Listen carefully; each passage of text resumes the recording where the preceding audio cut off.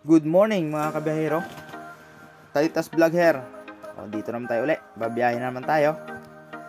Dadaan naman tayo dito sa mga kalsadang kaliwat kanan na parkingan. Talagang sadyang masikip.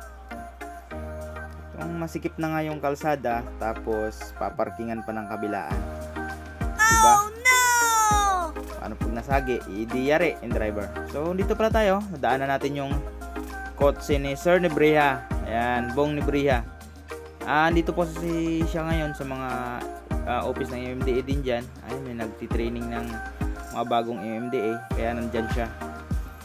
So ayun mga kabiyahero, nandito tayo. Ayan, mga parking dyan, kabilaan. Kotse, tricycle.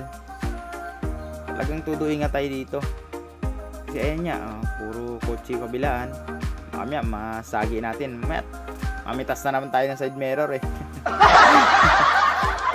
Ayan. Sobrang sikip ko talaga dito. Talagang saktong-sakto na yung bus natin mga kabiyahero. Parang ako nahihirapan sa sitwasyon na to mga kabiyahero.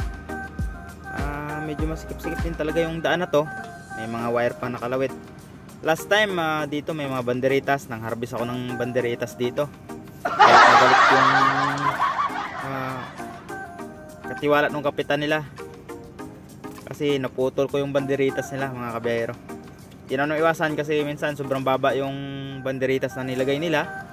So saktong-sakto tumama din talaga sa taas ng bus, sa may aircon ng bus. Kaya harvest talaga mga kabiyahero. Kaya dito ngayon todo ingat lagi. Lalo na ganitong sitwasyon. Parang nahihirapan sa sitwasyon na ganito. Kita naman sobrang sikip. May mga tindahan pa sa gilid. Ayan mga kabiyahero, sakto din pagdaan natin may truck din ng basura. Nagpipick up sila ng basura. So ayun, antay-antay muna. Kasi di naman tayo makalusot niyan, sobrang sikip eh. Saktong-sakto lang talaga. May mga nakaparada pa sa gilid, di ba?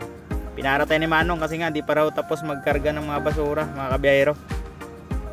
So ayun mga kabiyahero, inantay ko lang yan matapos sila. Maabante naman sila, karga abante. Yan ang ginagawa ng mga yan eh. So para makalusot tayo, tara, let's go mga kabiyahero. Samahan nyo ako sa biyahe ko ngayong araw na to.